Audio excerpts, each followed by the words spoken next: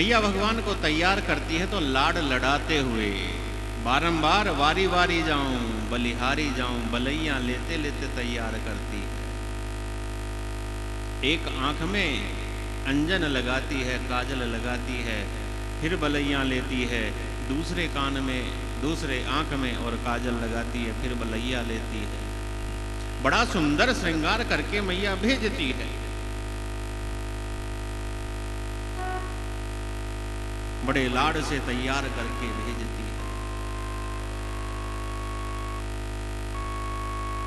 और भगवान को तो वैसे कोई श्रृंगार की तो आवश्यकता नहीं, भगवान तो इतने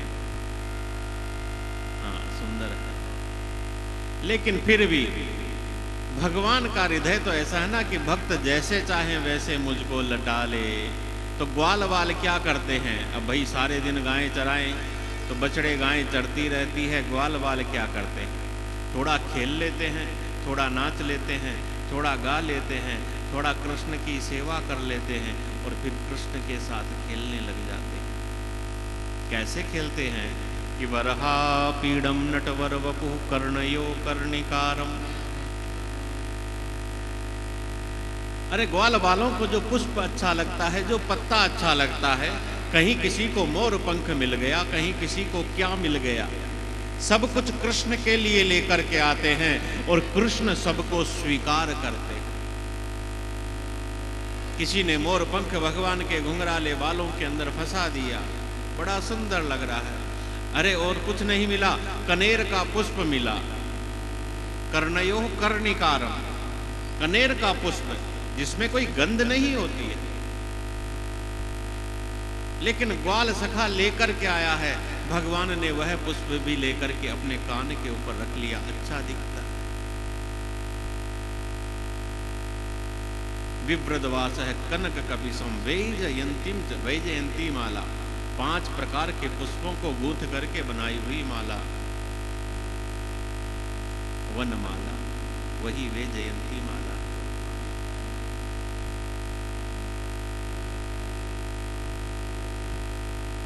ग्वाल वाल भगवान का यह श्रृंगार करते हैं और ऐसा सुंदर श्रृंगार होता है कि ग्वाल वालों को श्रृंगार करते हुए फिर गैया मैया सोचती है सब श्रृंगार करते हैं, मैं क्यों नहीं करती।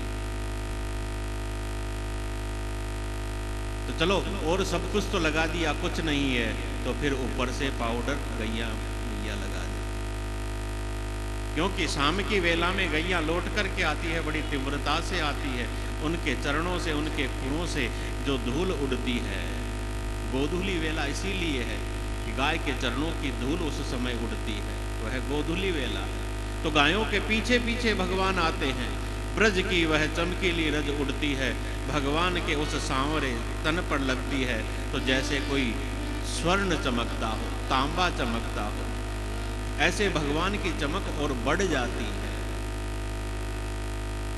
होता है ना, पाउडर लगाने से तो काला भी सफेद सफेद दिखने लग जाता है।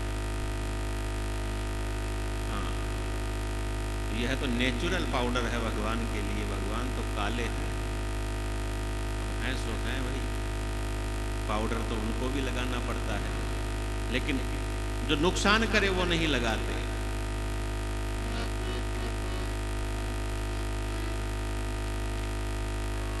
आप भी लगाओ, मुल्तानी लगाओ और लगाओ, बहुत साधन है।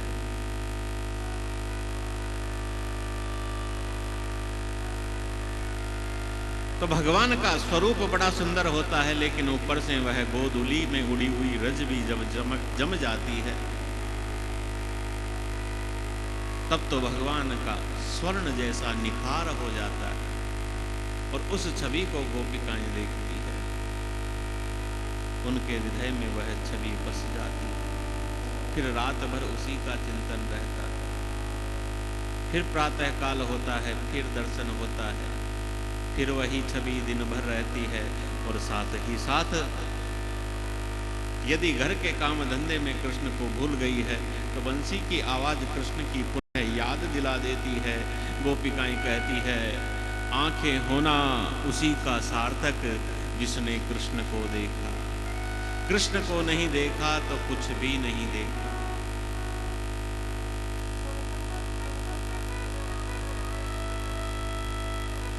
कृष्ण के आगे संपूर्ण सुंदरता कुछ भी नहीं। सारी सृष्टि, सारी त्रिलोकी की सुंदरता एक अंश के बराबर भी नहीं। हम लोग जो कहते हैं कोई कहीं बाहर घूम करके आ जाए, ओहो वह जगह तो इतनी अच्छी, इतनी सुंदर, कुछ नहीं।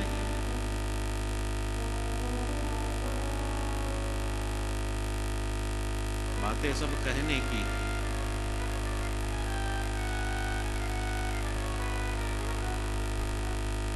गोपिकाएं कहती हैं यदि आंखें हैं तो कृष्ण को देखो, अन्यथा आंखें होना तुम्हारा व्यर्थ है। और कृष्ण को भी कब देखो? इस समय देखो, गोधूली वेला के जो दर्शन होते हैं, सायंकाल के जो दर्शन होते हैं।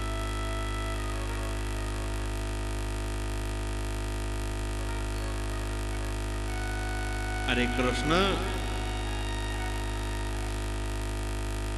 इस बांसुरी ने ऐसा क्या किया तुम्हारे होठों के चिपकी रहती है? अरे तुम्हारा यह अधरामृत हमारी संपत्ति है।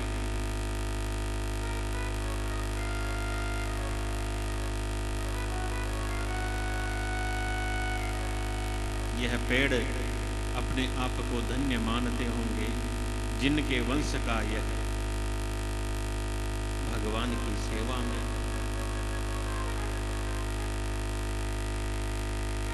अरे वन के घास, वन के पेड़ पौधे, लता पता सब धन्य हैं, क्योंकि कृष्ण उनके पास है।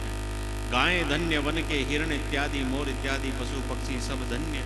देख रहे हैं वन में रहने वाली भीलनियां धन्य, उन्हें भी दर्शन हो रहे। यमुना जी धन्य। बस हम ही अभागन है जो हमें दर्शन नहीं हो रहे। हम क्यों इन बेड़ियों के अंदर जकड़ी हुई हैं? वन में तो जो चेतन है, जो जड़ है, सब धन्य है। यह गोवर्धन गिरिराज, अरे यह तो भक्तों में श्रेष्ठ है। यद राम कृष्ण चरण स्पर्श प्रमोद, उनके चरणों का स्पर्श हो मिलता है। सब धन्य है। यदि अभागिन है तो हम हैं।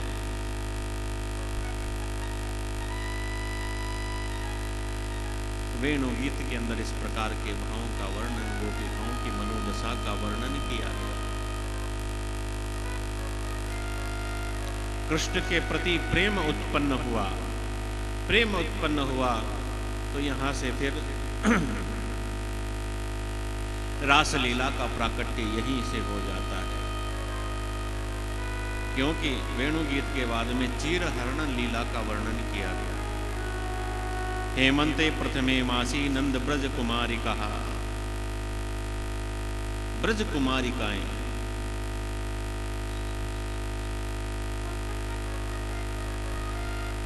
देवी कात्यायनी का व्रत करती है, उनका पूजा पाठ करती है और उनसे प्रार्थना करती है कि कात्यायनी महामाये महायोगिन्यधीश्वरी नंद गोपसुतम देवी पतिम में कुरुते नमः।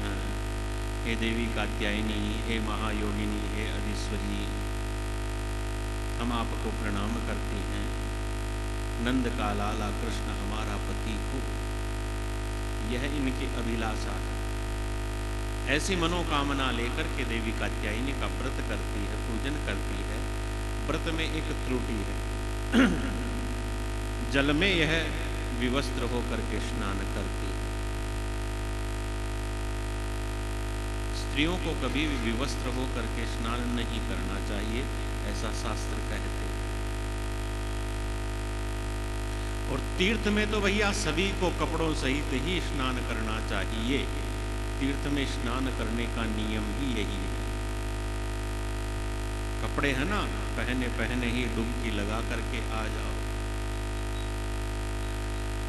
स्नान की जो विधि है, स्नान की विधि के अंदर वर्णन है सामान्य स्नान की विधि में भी कि जब हम नहाने बैठे तो बाल्टी भरी हमने, फिर बाल्टी के अंदर तीर्थों का आवाहन करो, गंगे च यमुने चैव गोदावरी सरस्वती, फिर संकल्प करो और फिर स्नान करो। और फिर कहा गया है कि स्नान करने के बाद में हमारे शरीर से जो जल की बूंदें टपकती है उनसे हमारे पितृदेव तृप्त होते हैं। इसलिए स्नान करते ही अपने बदन को पोंछ मत लिया करो। ऐसा ही तीर्थ में जब आप स्नान करते हो, तीर्थ स्नान के बाद में वह जो जल झरता है, तीर्थों में मल मल करके साबुन लगा करके ऐसे करना नहीं। सवस्त्र जाओ, डुबकी लगाओ, जितनी लगानी है लगाओ, अपना आ जाओ वापस। कुछ तो कहते हैं डुबकी लगाए उन कपड़ों को छोड़ दो, फिर वही नए कपड़े पहनोगे। वासांसि जीर्णानि यथा विहाय, बाहर का मेल अंदर का मेल सब वही बहा दो। तीर्थ में गए हो, पवित्र हो करके आओ, बाहर से भी भीतर से भी। तो इनके व्रत में एक दोष है, उस दोष को पूरा करने के लिए भगवान आते हैं, इनके वस्त्र लेकर के कदम पर चढ़ जाते हैं, प्रार्थना करती। विद्वान लोग इस कथा का बड़ा अलग अलग महात्म्य बताते हैं, तात्पर्य बताते हैं। भाई भगवान के आगे तो पूर्ण समर्पण होना चाहिए। भगवान वह तो जल के भीतर भी है, उनसे क्या छुपा हुआ, बाहर भी है तो भीतर भी है। हमारे मन के अंदर यदि किसी प्रकार का कोई संकोच है तो वह संकोच दूर हो जाए। पूर्ण शरणागति हो, कैसी हो कि हम अपने आप को भी भूल जाएं। पूर्ण शरणागति तो वह होती है।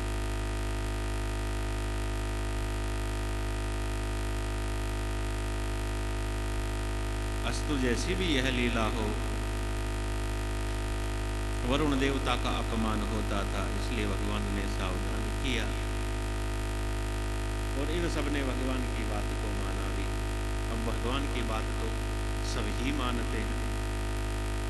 यूयम विवस्त्रा यदपो धृतव्रता, अरे अनुष्ठान कर रही हो और उसमें तुम ऐसा करती हो, यह अच्छा नहीं है। तो गोपिकाओं ने अपनी गलती को स्वीकार किया। इनकी प्रार्थना को देवी कात्यायनी ने भी स्वीकार किया है। भगवान इनको मिलने चाहिए तो भगवान इनको मिले। समय समय पर भगवान इसी प्रकार से ग्वाल बालों को भी शिक्षा देते हैं। गोचारण करते हुए एक समय भगवान ने ग्वाल बालों को वृक्षों के परोपकार की महिमा बताई। पत्र, पुष्प, फल सब देते हैं, छाल देते हैं, लकड़ी देते हैं। अरे सूख जाए तो लकड़ी को जला करके कोयला बना लो, और कोयला भी जब पूरा हो जाए तो राख बचती है कम से कम बर्तन मांजने के बाद। देखो कितना परोपकारी जीवन है। जीते जी मरने के बाद भी हर वस्तु, कोई भी अवशेष इसका ऐसा नहीं जो दूसरे के उपकार में ना आया। जीवन तो इनका श्रेष्ठ है, ऐसा जीवन बनाओ तब जीवन की श्रेष्ठता है। तो ऐसा ज्ञान समय समय पर ग्वाल वालों को भी भगवान देते हैं। एक दिन गोचारण करने गए हुए थे तो ग्वाल वालों ने कहा, अरे कृष्ण तुमने बड़े बड़े दैत्य मारे, आज एक ऐसा राक्षस है जो हमको बड़ा सता रहा है, और उस राक्षस का नाम है भूख। यह भूख हमें बड़े सता रही है, भूख लगी है भोजन। क्योंकि गोचारण करते करते मथुरा के समीप तक पहुंच गए थे। मथुरा के कुछ ब्राह्मण यज्ञ कर रहे थे। यज्ञ पत्नियों के ऊपर कृपा करने के लिए भगवान ने यह किया। यह मथुरा की ब्राह्मणियां, मथुरा के अंदर जो गोपिकाएं आती थी दूध दही बेचने, उनके मुख से कृष्ण का गुणगान सुनती थी। कृष्ण का कभी दर्शन नहीं किया था। ग्वाल वालों ने पहले ब्राह्मणों से जाकर के मांगा, ब्राह्मणों ने अभिमान के कारण मना कर दिया, हम यज्ञ कर रहे हैं, भागो यहाँ से। फिर भगवान ने ब्राह्मण पत्नियों के पास भेजा। उन्होंने जब सोचा कृष्ण है तो स्वयं थाल के थाल भर करके लाई कृष्ण के लिए। इनके पतियों ने इन्हें रोका, लेकिन नहीं रुकी। भगवान को दिया, ग्वाल वालों ने सबने पाया, फिर भगवान कहते हैं अब तुम जाओ। तो कहती है हम भी ब्राह्मणियाँ हैं, ब्राह्मण पढ़े लिखे हैं, तो हम भी पढ़े लिखे हैं, हमने शास्त्रों में पढ़ा है, जो एक बार आपके पास आ गया वह फिर कैसे जा सकता है। और हम तो पतियों के रोकने पर आई हैं, वे हमें स्वीकार नहीं करेंगे। गृह्णन्तु नो न पतयः पितरौ सुतावाह न भ्रातृबंधु सुरितः कुत एव चान्य। अरे घर वाले ही स्वीकार नहीं करेंगे, बाहर वाले तो कैसे हमको मानेंगे। भगवान ने कहा नहीं, ऐसा नहीं होगा। न प्रीतये अनुरागाय यंग संगो नृणाम इव। जाओ तुम, सब तुम्हारा सम्मान करेंगे, तुम्हारे पति पुत्र माता पिता भाई बंधु कोई भी तुम्हारा तिरस्कार नहीं करेगा, सब तुम्हारा सम्मान करेंगे। और इसका कारण यह है कि न प्रीतये अनुरागाय, अब तुम मेरी हो गई हो,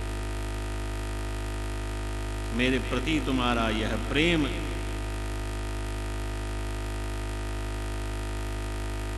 अरे कैसे भी हो मेरे अंदर तुम्हारा मन लग गया है, तुम जाओ अपना मन मुझ में लगाए रखना, तुम्हें शीघ्र ही मेरी प्राप्ति हो जाएगी।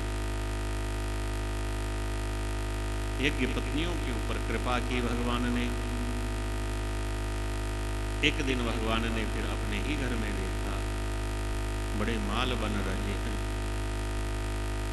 तो पूछा मैया क्या हो रहा है। मैया ने कहा जाओ बाबा से पूछो, हम काम कर रहे हैं, हमको काम करने दो, इधर मत आना। तो बाबा के पास गए, बाबा से पूछा, बाबा ने कहा देखो हम लोग किसान हैं, गायें पालते हैं, और यह सब होता है वर्षा से। वर्षा होती है तो खेती होती है, गायों के लिए चारा होता है, और बरसात के देवता हैं इंद्र, उनकी पूजा की हम तैयारी कर रहे हैं। इस पूजा से वो प्रसन्न होते हैं और वे हमें बरसात करते हैं, जिससे यह सब चलता है। भगवान ने कहा देखो चपरासी की आवश्यकता तभी तक पड़ती है जब तक कि आप मंत्री को नहीं जानते। जब आपका सीधा संपर्क मंत्री से है तो आप चपरासी के चक्कर में क्यों पड़ते हो। यह इंद्र मंत्री नहीं है, यह चपरासी है, और मंत्री तो भगवान खुद है। इसलिए नंद बाबा कहते हैं कि चपरासी के चक्कर में मत पड़ो। अब जब मंत्री तक तुम्हारी सीधी पहचान है, तुम्हारी जानकारी है, तुम्हारी रिश्तेदारी है, तो फिर चपरासी के चक्कर में पड़ना ही क्यों। और भगवान भी क्या है, अरे कोई कुछ देता है तो कैसे देता है। भगवान भी यदि कुछ देगा तो कर्म के आधार पर देगा। इंद्र भी वर्षा करेगा तो क्यों करेगा, यहीं पर वर्षा करता है, हमारे रेगिस्तान में तो नहीं करता बरसात। हम वहां पर यज्ञ करवा दे इंद्र का, वहां पर भोग लगवा दे, वहां पर तो नहीं हुई, वो रेगिस्तान क्यों हो गया। तो भाई जहाँ हरियाली होती है, पेड़ पौधे होते हैं, पर्वत होते हैं, तो वहाँ वर्षा होती है। तो इसलिए गिरिराज गोवर्धन का पूजन करो, हमारा देवता तो यही है।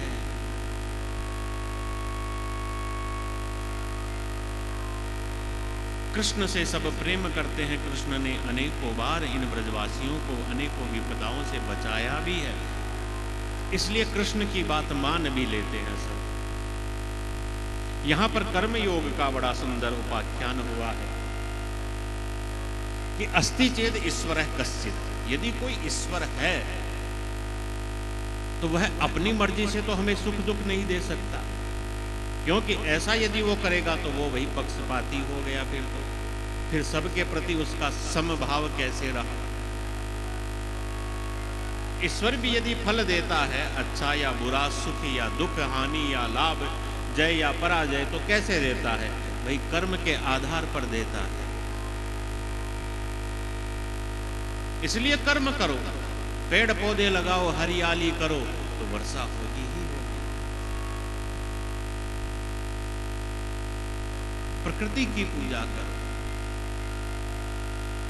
भगवान ने यही उपदेश दिया, कर्म का उपदेश दिया नंद बाबा को, सबको समझ में भी आया। लेकिन कुछ ग्वाल वाल थे, उन्होंने कहा देख लाला, तू कहता है तेरी बात हम मानते हैं।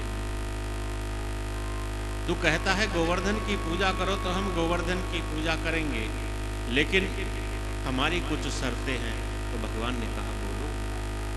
तेरा देवता प्रकट होकर के हमको दर्शन दे तो हम उसकी पूजा करें। भगवान कहते हैं अवश्य प्रकट होकर के दर्शन दे।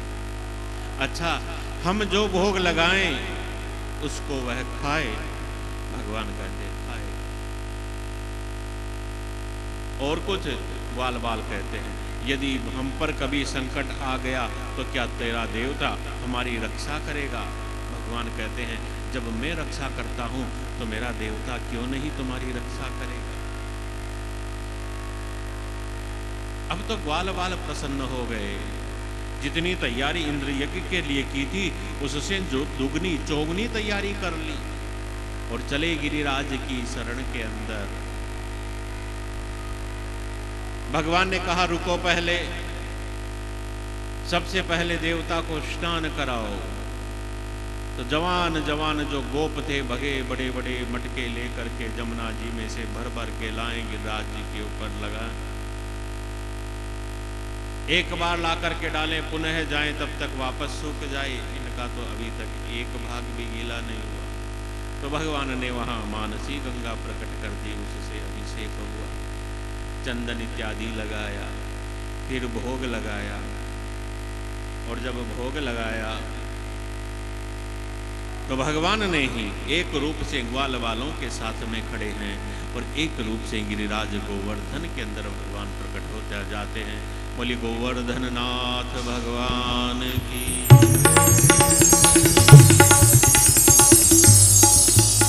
बड़ा विशाल स्वरूप गोवर्धन के ऊपर भगवान ने अपना दर्शन करवाया। ग्वाल वालों ने देखा अरे लाला यह तो तुम्हारे जैसा ही लगता है।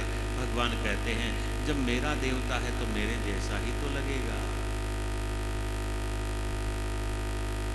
जैसे तुम्हारे पिता तुम अपने पिता जैसे लगते हो वैसे यह मेरा देवता है, यह मेरे जैसा लगता है। भोग लगाया, पाने लगे। ग्वाल बालों को चिंता हुई, इस गति से पा रहे हैं, हमारे लिए कुछ प्रसाद बचेगा या नहीं बचेगा? तो भगवान ने कहा देखो यह गिरिराज गोवर्धन की महिमा ऐसी है कि इनकी परिक्रमा लगाने से मनोकामना पूर्ण होती है। अब तुम्हें मनोकामना है, तुम्हारे लिए प्रसाद बचेगा या नहीं बचेगा? तो बचना चाहिए, ऐसी तुम्हारी मनोकामना है तो चलो परिक्रमा लगाते हैं और परिक्रमा लगाने से हमारी मनोकामना पूरी होगी, प्रसाद हमें भी मिलेगा।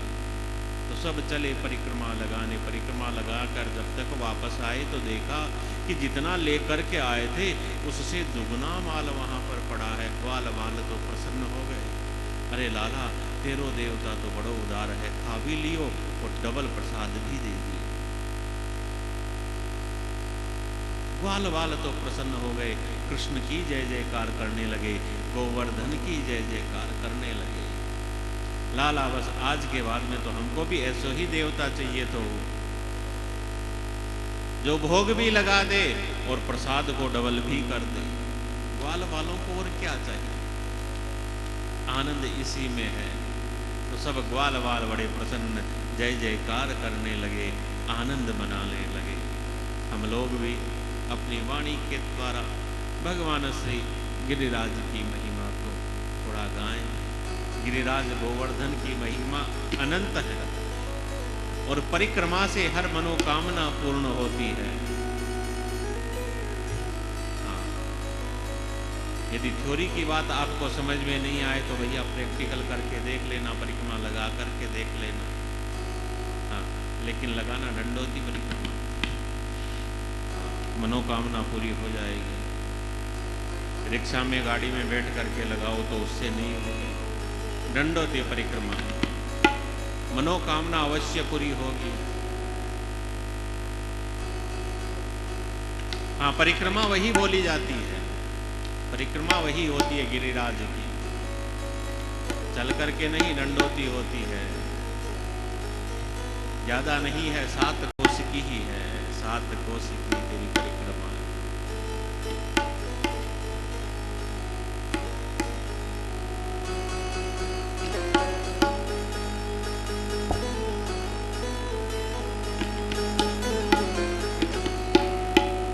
छटा तेरी तीन लोक से न्यारी है गोवर्धन महाराज। छटा तेरी तीन लोक से न्यारी है गोवर्धन महाराज। गोवर्धन महाराज हमारे प्रभु गोवर्धन महाराज। हाँ गोवर्धन महाराज हमारे प्रभु गोवर्धन महाराज। छटा तेरी तीन लोक से न्यारी मुझ व्यर्थ गोवर्धन महाराज। छटा तेरी तीन लोक से न्यारी है गोवर्धन महाराज।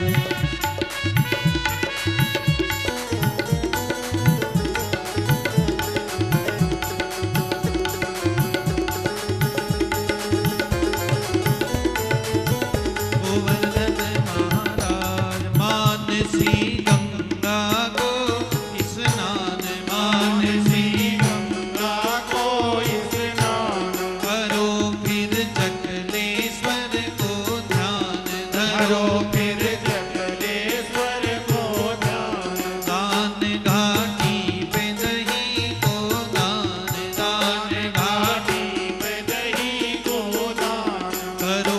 परिक्रमा की तैयारी है गोवर्धन महाराज। करो परिक्रमा की तैयारी है गोवर्धन महाराज। छटा तेरी तीन लोक से न्यारी है गोवर्धन महाराज। छटा तेरी तीन लोक से न्यारी है गोवर्धन महाराज।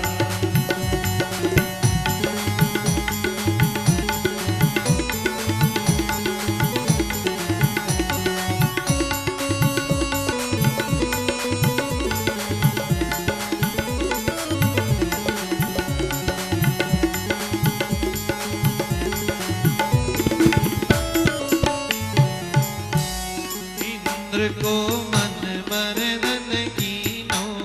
इंद्र को मन मर्दन कीनो। ध्रुवत ब्रज को बचाए लीनो। ध्रुवत ब्रज को बचाए लीनो। प्रगट भय कर दर्शन दीनो। प्रगट भय दर्शन दीनो। उसी नटराज की महिमा न्यारी है गोवर्धन महाराज। श्री नटराज की महिमा न्यारी है गोवर्धन महाराज। गोवर्धन महाराज हमारे प्रभु गोवर्धन महाराज। हो गोवर्धन हमारे प्रभु गोवर्धन महाराज। छटा तेरी तीन लोक से न्यारी है गोवर्धन महाराज। छटा तेरी तीन लोक से न्यारी है गोवर्धन महाराज।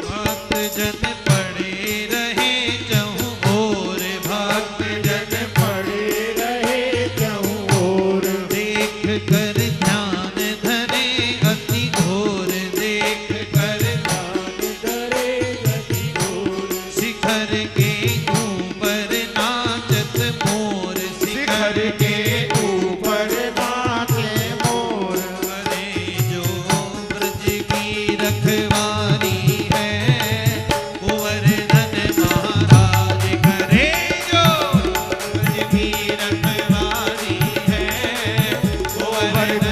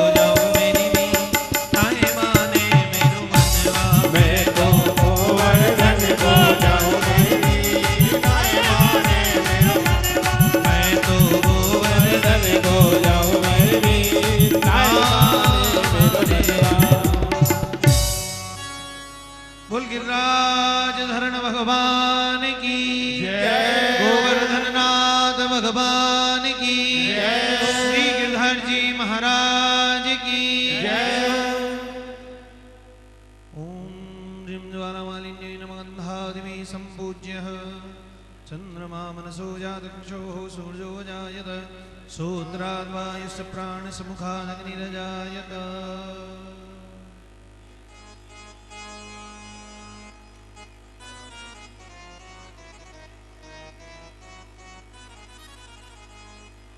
हे गिरधर तेरी आरती गाओ हे गिरधर तेरी आरती गाओ आरती गाओ प्यारे आपको मनाओ आरती गाओ प्यारे आपको मनाओ आरती गाओ प्यारे आपको मनाओ आरती गाओ प्यारे आपको मनाओ श्री गिरधर तेरी आरती गाओ श्री गिरधर तेरी आरती गाओ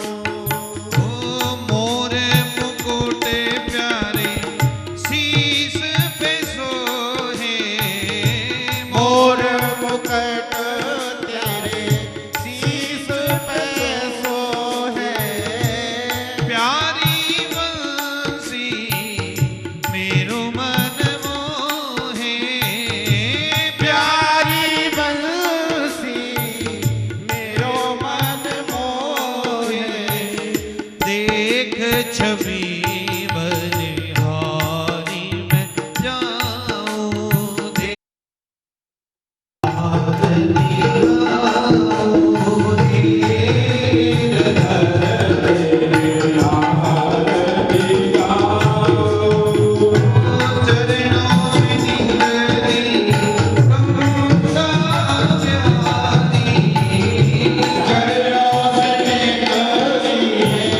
गंगा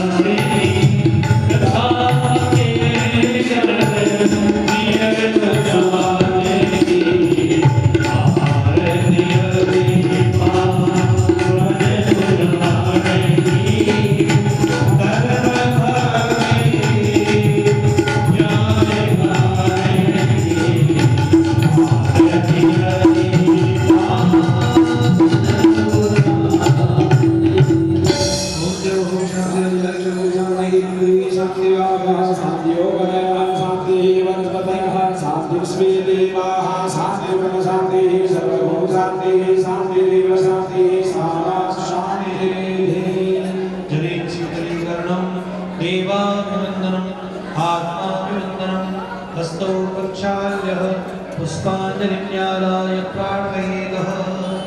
हरि ओम्।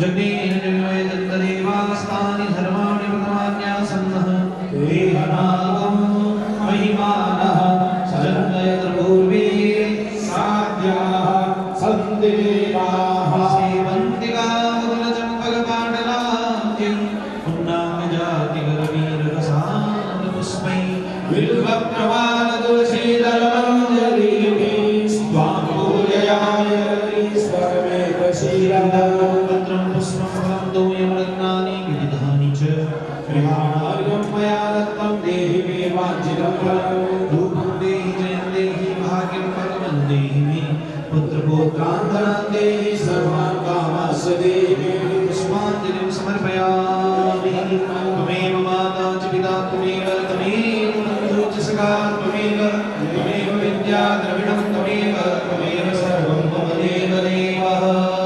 कायेन वाचा मनसेन्द्रियैर्वा बुद्ध्यात्मना वा कृतः स्वभावः करोमि यत् सकलं परस्मै नारायणायेति समर्पयेत्।